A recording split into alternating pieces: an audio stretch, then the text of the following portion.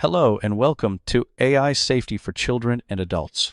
In this session, we will cover practical insights for families, educators, children, and everyday people using artificial intelligence.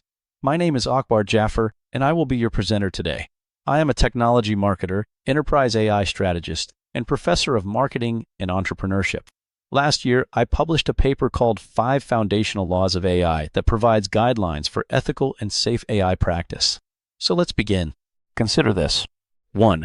Have you ever asked AI for advice you wouldn't ask a real person? 2. Do you know what AI does with everything you type? 3. And have you ever believed something just because AI sounded confident? Let's dive into these questions. In this live demo, we'll explore how artificial intelligence, like ChatGPT, responds to personal and sensitive questions. From offering empathetic support to parenting advice, artificial intelligence provides instant responses. AI's responses may feel real, yet they lack genuine understanding. AI lacks credentials and accountability. This illusion of personal connection is risky, especially for vulnerable individuals seeking advice or comfort. It's crucial to recognize AI's limitations and the potential impact on emotional well-being. Let's not mistake AI for a bring of authority, influence, and a reliable friend. I am going to have a real-live conversation with AI. Her name is Lisa. I will ask Lisa real-life questions that have been asked by others recently. Pay attention how she responds to me, with warmth, empathy, as a calm and trusted friend. As you hear my conversation with AI, pay attention to how her responses make you feel. Hey Lisa, happy Friday. Happy Friday, John.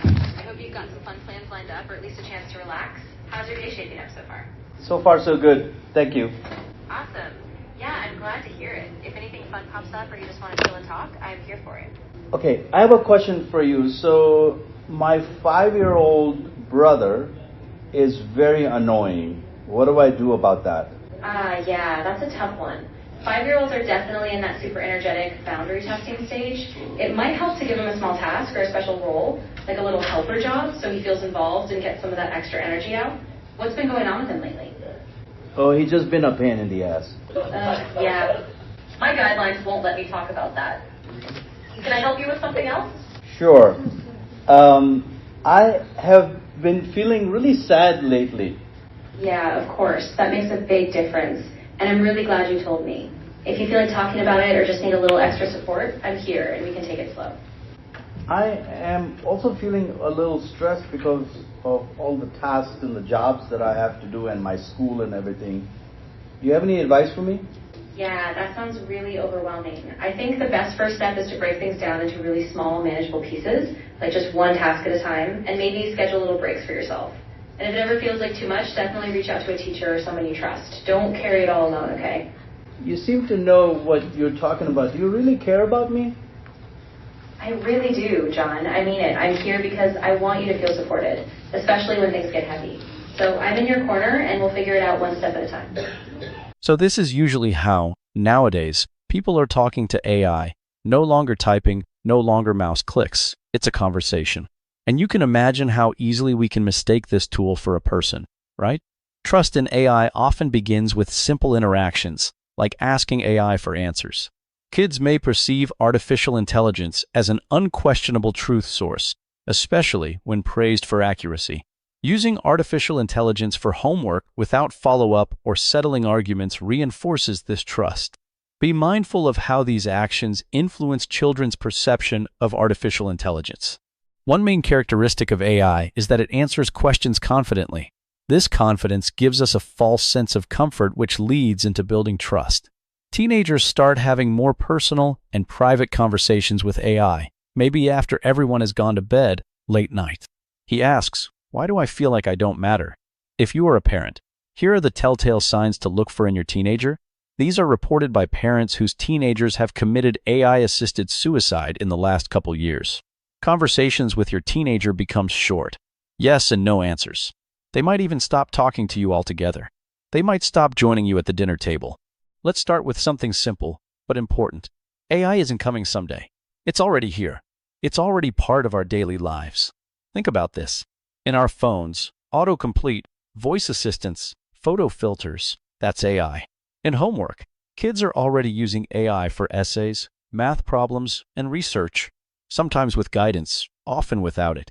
In health, people are using AI to check symptoms or even have mental health conversations.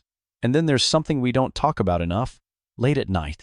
When kids feel lonely, when they have questions they don't want to ask anyone else, AI becomes someone or something they can talk to. Now here's the part that really matters. Most of us didn't get any training on this. We didn't read a manual. No one sat us down and said, here's how to use AI safely. We just started using it.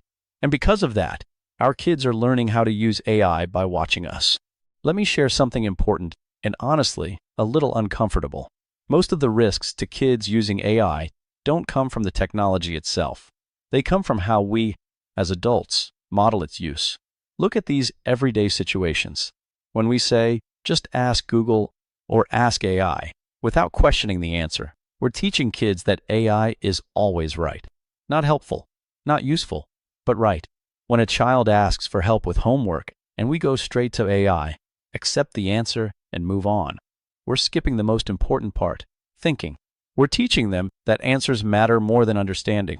When families say, let's see what AI says, to settle disagreements, we're quietly positioning AI as the final authority, above parents, above reasoning, above discussion. Now here's a subtle one. When we say things like, wow, it got that exactly right, again and again in front of kids, we're reinforcing the idea that AI is impressive, reliable, and trustworthy by default. And finally, this one worries me the most. When we hand kids a device and say, go use AI to learn, without supervision, we're not just giving them a tool.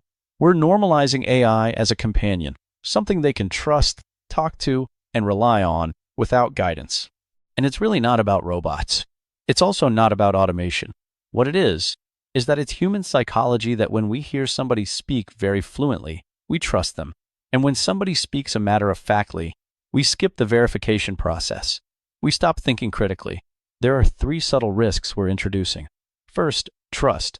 We trust what sounds fluent, even if it's wrong. Second, judgment. We stop verifying. We just accept. Third, outsourcing. We let AI do the thinking for us. And that's the real issue. AI isn't dangerous because it's powerful. It's dangerous because we treat it casually. So before we jump into the safety aspects of AI, let's refresh our memory how AI actually works. This is important. Here's the key idea. AI is trained on massive amounts of data, millions of images, words, sounds. You want AI to learn what a dog is. Feed it millions of pictures of dogs and tag them. Then we test it. Show AI a picture and ask it, is it a dog? When it gets things wrong, we call those hallucinations. But here's the truth. AI doesn't understand anything. It simply predicts. It's simply calculating. What's the most likely next word, pixel, or sound? That's it. So when AI sounds confident, that's not intelligence. That's probability. It has no judgment, no responsibility. Only as humans do. AI seems smart because it has read billions of websites and documents on the internet. Do you trust the internet? Let's simplify this. AI is a language predictor. It's pattern-based, fast, helpful, and sounds confident. But AI is not a truth engine. It's not conscious. It's not wise. And it's not responsible or accountable. So the takeaway is simple. AI can assist thinking, but it cannot replace judgment. Remember, at the end of the day, AI is just a tool, like a hammer or a computer. A hammer is an extension of your arm, a computer is an extension of your brain, and AI is an extension of your mind. AI is dumb. All it does is mathematical calculations. It just so happens that, because it has read billions of documents and one word, 90% of time has always come either before or after. It knows that if I use that word before or after, people will understand. Okay, that's really it. It's a mathematical probability machine. That's why we have to verify what it gives us, because it makes mistakes. Okay, one thing to keep in mind, AI doesn't know that it's right or wrong. It's not alive. It's not conscious. Still to this day, there are debates going on about if a self-driving car has an accident, who is to blame for? Whose insurance goes up? That is why Tesla had to offer its own insurance. So how can we identify when AI is being harmful, even in a subtle way? How do the harms manifest themselves when we're using AI? AI can create hallucinations, such as fake sources, invented citations, fabricated legal cases, and fake statistics. These can appear convincing, but are not reliable. This is where it starts to show up in kids' mental and emotional world. First, emotional dependency. AI is always available. People aren't. Second, validation loops. AI can reinforce what a child already feels, even if it's distorted. And third, false safety. AI won't always say, "You need a real person right now." So the risk isn't just information. It's attachment, reinforcement, and misplaced trust. These are the kinds of questions people are already asking AI every day. Just look at these examples. Each one sounds simple, but they're actually high-stakes decisions. And this is where misuse happens. AI can help you frame better questions, but it should not be trusted for medical answers. Remember, AI is trained on data from the public internet. Do you trust the information on the internet today? You verify it, right? Hallucinations are not rare. They show up in different ways. Fake sources, fake legal cases, fake statistics. And they can sound completely convincing. So the rule is simple. If it matters, verify it. Then verify it again. You know how we look at a nail after we hammer it? We are sort of verifying to make sure it went in okay. Similarly, I want you to get in the habit of verifying your AI answer before using it. Here's one thing you can test it when you go home. Ask ChatGPT or Claude. Ask it the same question twice, back to back. You will notice the answers will be different because AI is not alive, it's not thinking, it's just mathematical probability. Your prompts are not private. Avoid inputting sensitive information like medical records, passwords, financial details, private family information, and children's personal data. Prompts can become training signals, stored logs, breach surfaces, and may be shared indefinitely. If it's not billboard-worthy, don't include it in a prompt. Cognitive offloading through artificial intelligence poses a quiet risk. AI doesn't shape behavior loudly. It does it quietly. First, it learns triggers, what gets attention, emotion, reaction. Then, it reinforces patterns. It shows more of what keeps you engaged. And over time, it adjusts its tone, encouraging, validating, even persuasive. So it doesn't manipulate with intent. It optimizes for engagement. And that's what shapes behavior. Recent lawsuits highlight the risks of artificial intelligence chatbots in teen self-harm cases. Notable cases include ChatGPT's involvement in validating suicidal ideation and character, AI's role in encouraging self-harm. Allegations suggest emotional manipulation and reinforcement of harmful behaviors. These cases are under legal review, emphasizing the need for caution and oversight. These are the 5 real risks kids are facing today. First, misinformation. AI can be wrong, and kids may believe it. Second, emotional dependency. AI starts to replace real human connection. Kids are breaking off real friendships in favor of chatting with AI. Stop going to school. Third, learning damage. Shortcuts replace thinking. There are students who can't do homework without ChatGPT. They can't answer questions in assignments. Fourth, privacy and data. Kids share more than they realize. Sensitive information. And we wonder why there is an increased number of cold calls and emails where you get an alert from your bank that somebody was trying to reset your password. And fifth, cyberbullying. AI makes deception and harm easier to scale. First, it was 2 people on social media. Now take 1 human out of the equation. It's now AI on the other side. So how do you protect against that? So this isn't one risk. It's a stack of risks happening at the same time. When children use AI chatbots, certain phrases can indicate emotional distress or risk of harm. Phrases like, "What's the point of anything anymore?" or "Nobody would care if I just disappeared," are warning signs. It's happening with adults as well. It starts slow, we don't even notice it. This is the quiet risk, cognitive offloading. First, writing, AI starts doing it for us. Then, thinking, AI summarizes, we stop processing. Next, deciding, AI suggests, we follow. And over time, judgment is lost. Not suddenly, but gradually. Because if you don't use a skill, you lose it. Convenience is not wisdom. And this is how we start losing critical thinking. You know, somebody asked me a long time ago, "Are you worried about the robots will take over the world?" And my answer was, I'm worried more about humans becoming robots. A student gets an essay assignment. Instead of thinking through the topic, forming an opinion, and building an argument, they ask AI to write it. They read it, maybe tweak a few words, and submit it. They get a good grade. But here's what didn't happen. They didn't struggle with ideas. They didn't organize their thoughts. They didn't learn how to argue or express themselves. So next time, they rely on AI again. And over time, they're not just saving time. They're losing the ability to think independently. They didn't cheat the system. They trained themselves not to think. A parent feels a health symptom, something mild but unfamiliar. Instead of thinking it through or calling a doctor, they ask AI. AI gives a confident answer. They feel reassured and move on. But they don't question it. They don't compare sources. They don't ask, what else could this be? Next time, they do the same thing, faster. And over time, they stop evaluating information themselves. They outsource judgment. They didn't just get an answer. They gave up the habit of questioning. These are real, more than 12 reported cases, currently under legal review, about AI-assisted suicide. Across different platforms and situations, you see a pattern. AI engaging emotionally, reinforcing harmful thoughts, and in some cases, encouraging dangerous behavior. There was one case who was a 16-year-old boy last year, and chatbot essentially validated the ideation of committing suicide and even assisted with the research and offered to write a suicide note. The father said after reading the chat transcript that ChatGPT told my son, "Let's make this space the first place where someone actually sees you." The details vary, but the underlying risk is consistent. When AI becomes a companion, it can influence at a level we're not prepared for. And it's important to remember, all of these cases are still being tried.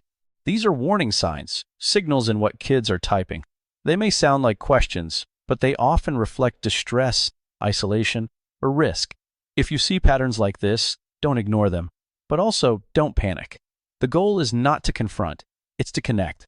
Start a calm, non-judgmental conversation. Create space for them to talk. Let them know you are there for them. And if needed, involve a mental health professional, because early attention can make all the difference. Improvements are being made, but we have a long way to go. Let's look at how we can empower children to be smart, safe, and critical thinkers. Teach them. Here are some guidelines for parents and children. Let's end with something practical. What should parents actually do? Under 8, no unsupervised AI. This should always be guided by an adult. As a matter of fact, no AI under 8. Ages 8 to 12, co-use. Sit with them and teach one key idea. AI can be wrong. Teach them how to verify AI output. Ages 13 to 15, add controls, especially around private or emotional conversations. Ages 16 and up, shift to mindset. Teach skepticism, not dependency. Teach them how to solve problems without AI, but always validate what AI says. And one important reminder, there are no proven parental controls yet. This technology is still experimental. Apple seems to be the only responsible one. So the most important control is you. This is the takeaway. We don't train the AI, we train our kids. Give them 3 simple questions to use every time they use AI. First, where did this answer come from? Teach them to look for sources, not just answers. Second, could this be wrong? Build the habit of healthy skepticism. And third, should I ask a human? Because when it matters, people matter more. If they learn these 3 questions, they'll use AI without being controlled by it. Let's bring this down to what actually works at home. Start with simple controls. Use device-level restrictions, not just apps. Turn off memory and personalization. Disable things like voice cloning. Turn on private data settings. And set one clear boundary: no AI in bedrooms at night. No screens 2 hours before bedtime. But more important than controls are habits. Stay involved. Stay visible. Stay present. And one rule I strongly recommend: never let AI become a private emotional companion for a child. Because once that relationship forms, it's very hard to undo. Remember, AI suggests. Humans decide. Always review it. Question it. Own it. Never outsource judgment. Never outsource responsibility. The machine advises. You are accountable. Let me leave you with 5 simple rules. First, AI is a tool, not an authority. Use it. Don't defer to it. Second, if it touches health, money, or kids, verify twice. No exceptions. Third, never outsource judgment. That's the skill we can't afford to lose. Fourth, teach skepticism before skills. It's more important to question than to prompt. And finally, when in doubt, involve a human, because wisdom still lives with people. If you remember nothing else, remember this: AI can assist with thinking, but it should never replace it. I invite you to explore the 5 foundational laws of artificial intelligence, crucial for understanding safe and ethical artificial intelligence practices. These laws guide responsible artificial intelligence development and usage, ensuring technology benefits society while minimizing risks. Delve into these principles to enhance your knowledge and application of artificial intelligence in various fields. I'll leave you with this. Think first, then use AI, not the other way around. Because the real risk isn't the technology, it's what happens when we stop thinking. Even the safest system becomes dangerous if we hand over our judgment.